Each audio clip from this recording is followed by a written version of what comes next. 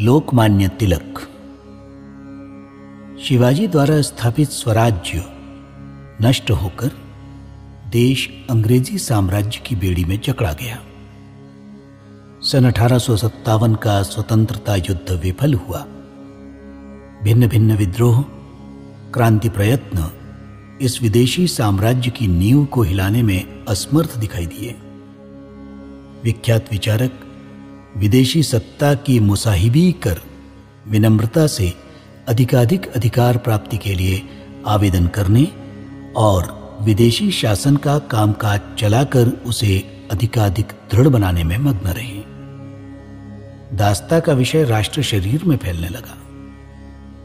सत्वाभिमान नष्ट होकर विदेशी आचार विचार, जीवन प्रणाली, राज्य व्यवस्था, समाज रचना, इतना ही नहीं, उनका यानी ईसाई उपासना पंथ भी स्वीकार करना गौरवास्पद प्रतीत होने लगा।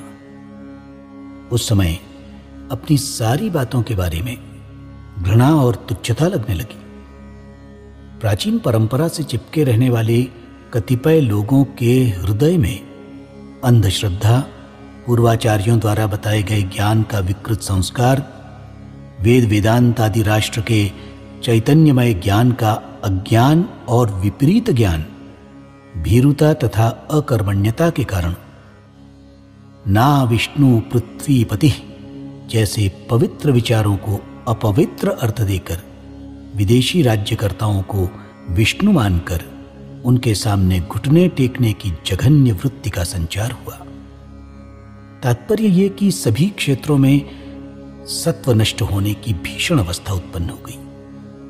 इस भयावह अंधकार में, तमोमय जीवन में आशा की किरण दिखाई नहीं देती थी। ऐसा लगने लगा कि सर्वनाश की घड़ी आ गई है। ऐसी परिस्थिति में भारत की परंपरा के अनुरूप एक तेजस्वी ज्योति मानव देह धारण कर लोकमान्य बाल गंगाधर तिलक के रूप में अवतरित हुई। तिलक जी की निकट से जानकारी रखने वाले उनके सहृदय विद्वान विचारकों ने उन पर स्तुति सुमनों की मनःपूर्वक वर्षा की है। स्थल और काल दोनों दृष्टि से उनसे सुदूर अंतर पर रहने वाला मुझ जैसा अल्पज्ञ, उनके अल्प प्रकाश से मार्ग क्रमण करने की इच्छा रखने वाला पर प्रकाशित व्यक्ति उनके श्रेष्ठता का यथार्थ आकलन कैसे कर सकेगा।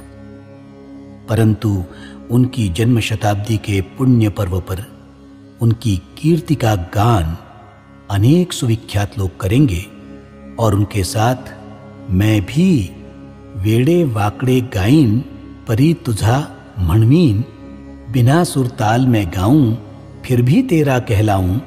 इस नाते से इन शब्दों की निर्गुण निर्गंध पुष्प राशि उनके चरणों में समर्पित कर रहा हूं। हे प्रबुद्ध प्राणवंत, हे प्रबुद्ध प्राणवंत, मरण भय विहीन संत, तू प्रफुल्ल चिरवसंत, तरुणवन विहारी। हे प्रबुद्ध प्राणवंत,